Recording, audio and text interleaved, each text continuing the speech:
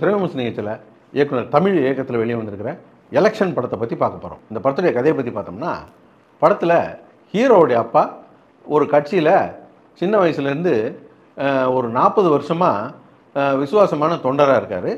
அவருக்கு அந்த பகுதியில் மக்கள்கிட்டையும் நல்ல மரியாதை இருக்குது, கட்சியிலையும் வந்து நல்ல மரியாதை இருக்குது. ஆனால் அந்த கட்சியில் மரியாதை மட்டும்தான் இருக்குதே தவிர அவருக்குன்னு ஒரு தனி அந்தஸ்தோ பதவியோ அந்த கட்சி கொடுக்கவே இல்லை. அவரை கருவேப்பிலை மாதிரி அப்பப்போ எலெக்ஷன் டைமில் யூஸ் பண்ணிக்குவாங்க. இப்படியாப்பட்ட அந்த அப்பாவுக்கு ஒரு கட்டத்தில் கட்சியில் தன்னை மதிக்க மாட்டாங்க அப்படிங்கிற ஒரு வருத்தத்தை சொல்லிக்கிட்டு இருக்கிறத ஹீரோ பார்க்குறாரு. இந்த கட்சி நம்ம அப்பாவை மதிக்கலை, நம்ம வந்து அப்பாவுக்கு மதிப்பு வர்ற மாதிரி நம்ம எலெக்ஷனில் நின்று ஜெயிச்சு காட்டணும் அப்படின்னு சொல்லிட்டு ஹீரோ எலெக்ஷனில் குதிக்கிறாரு. அதுக்கப்புறம் என்னாச்சு அப்படிங்கிற இந்த படத்துடைய கதை. இந்த படத்தில் கதையே தப்பாக இருக்குது. படத்தில் ஹீரோவுடைய அப்பாவை அந்த கட்சி மதிக்கலை அப்படின்னு சொல்லிட்டு ஹீரோவே எலெக்ஷன் நிற்கிறாரு. ஆனால் தன்னை மதிக்கலை அப்படிங்கிறத உணராமலே ஹீரோவுடைய அப்பாவே ஹீரோவுக்கு எதிராக நின்றுக்கிட்டு இருக்காரு படத்தில். அதுக்கப்புறம் பார்த்தீங்கன்னா படத்தில் வந்து ஒரு 2.5 மணி நேரம் ஓடக்கூடிய படத்தில் 2 ஹீரோயின், ஃபஸ்ட் ஹாஃபில் மட்டும் ஒரு 5-6 பாட்டு இருக்குது. படத்தில் ஒரு 4 எலெக்ஷன் வருது. இது எதையுமே டீட்டெயிலாக போகாமல் மேம்போக்காகவே போயிட்டு இருக்குது படம் முழுக்க. அது மட்டும் இல்லாமல் இந்த மாதிரியான படங்களில் நேரடி வில்லன் யார் அப்படிங்கிறத நமக்கு காட்டணும். நேரடி வில்லன்னு ஒருத்தர் சொல்லிவிட்டு அதுக்கப்புறம் இன்னொரு வில்லனை காட்டுறாங்க. இந்த 2 கேரக்டருமே படுமொக்கையாக இருக்குது. படத்தில் ஒரு எம்பி தேர்தலையோ எம்எல்ஏ தேர்தலையோ காமிச்சா நமக்கு அதில் ஒன்றும் பெருசாக புரியாது, அதில் பெருசாக ஈடுபாடு இருக்காது.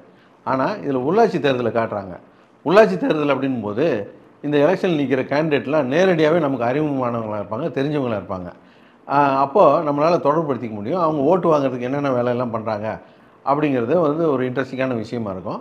அது மட்டும் இல்லாமல் ஒரு உள்ளாட்சி தேர்தலாம் வந்து போச்சுன்னா ஒவ்வொரு கிராமத்தையும் நீங்கள் உள்ளே போய் பார்த்தீங்கன்னா அவ்வளோ வெட்டுக்குத்து, அண்ணன் தம்பிக்குள்ள சண்டை, மாம மச்சானுக்குள்ள சண்டை, பெரிய ஊர் 2000 தெருவு 2000 இதெல்லாம் இருக்கும். அந்த மாதிரியான டீட்டெயிலுக்குள்ளெலாம் இவங்க போகவே இல்லை.